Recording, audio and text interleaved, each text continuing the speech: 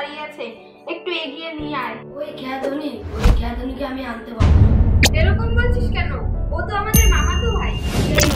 ও কিরকম ভাষায় কথা বলে, ও কিরকম জামা কাপড় পরে, ও একটা খ্যাত, আমি ওকে আনতে পারবো না। বাড়িতে তুই ছাড়া আর কেউ নেই, বাবা বলেছে তোকেই দেবে। ধুর, ভালোই লাগে না।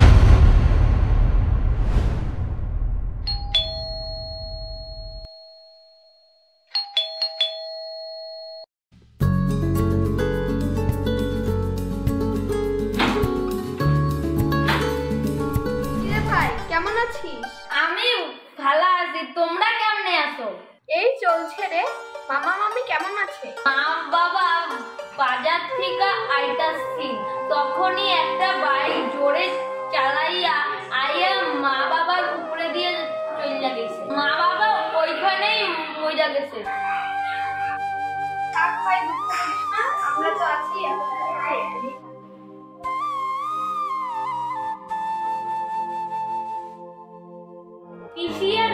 পিসারা কই, ওদেরও তো দেখতাছি না। বাবা অফিসে গেছে আর অফিসের কাছে বাইরে গেছে। চল ভাই, হাত পা মুখ ধুয়ে একটু ফ্রেশ হয়ে নিবি।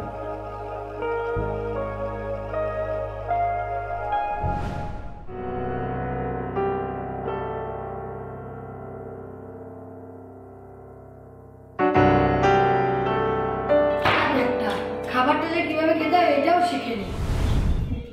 দাদা না খাইয়া যাসকে, খাওয়ার দিকে রাগ করতে নাই, খাইয়া যা।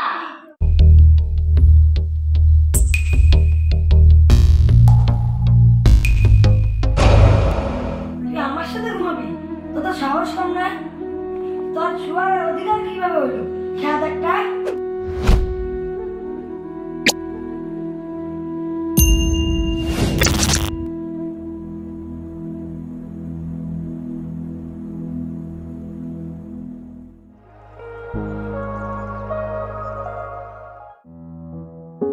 দিদি বদনা কই, পেট কামড়ে দিতেছে, হাগার জায়গা খুঁজা সারা বাড়ি খুঁজলাম, খুঁজা পাইলাম না। বদনা? এটা আবার কি? বাথরুম এদিকে। এত সুন্দর বাথরুম এলো কেমনে হাগে? এই দেখি বন্ধুকে না।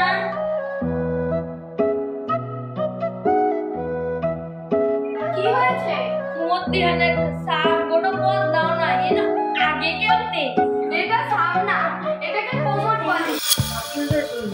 এবার কি করা যায় বলতো? খ্যাতটাকে কিভাবে তাড়াই? দাঁড়া ভাবতে দে। কিছু পেলি? না ভাবছি। কিছু পেলি? হ্যাঁ, একটা বুদ্ধি পেয়েছি, রাতে অ্যাপ্লাই করব, ক্ষেতটা বাক বাক করে পালাবো। দাদা, এই দুধটি দিদি পাঠিয়েছে, খেয়ে নাও। টেবিল ধুইয়া দে, এইটা শেষ কইরা পরে খাইতাছি। আচ্ছা, দুধটা খেয়ে নিও, ভুলে যেও না।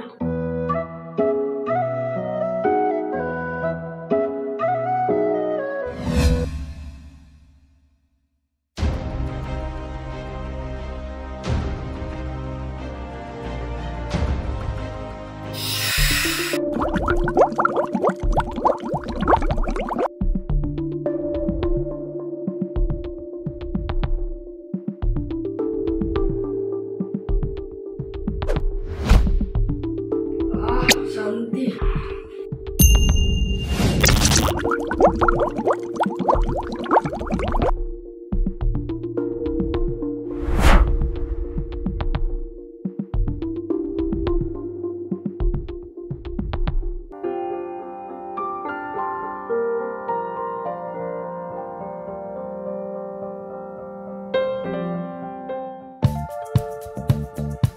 ক্ষেতটা কোথায়?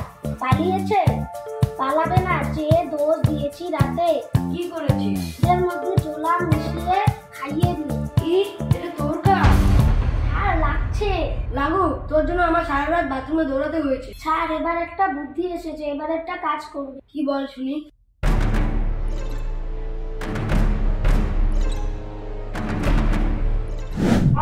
তুই এমন কেন করেছিস বল? কি হয়েছে? ওকে এমন করে মারছিস কেন? ওর জন্য আমার ঠাম্মি মারা গেছে। ও ঠাম্মিকে ওষুধ খেয়ে মেরে ফেলে। কাল তো ঠাম্মিকে আমি ওষুধ খাইয়েছি। কাল এই ওষুধটা খেয়ে এনেছে। এই ওষুধটা জাম্মির ওষুধের সাথে মিশিয়ে দিয়েছে, তার জন্য জাম্মি মারা গেছে। তুমি সুস্থ হয়ে গেছো? এটা কি করে হলো? কাল যখন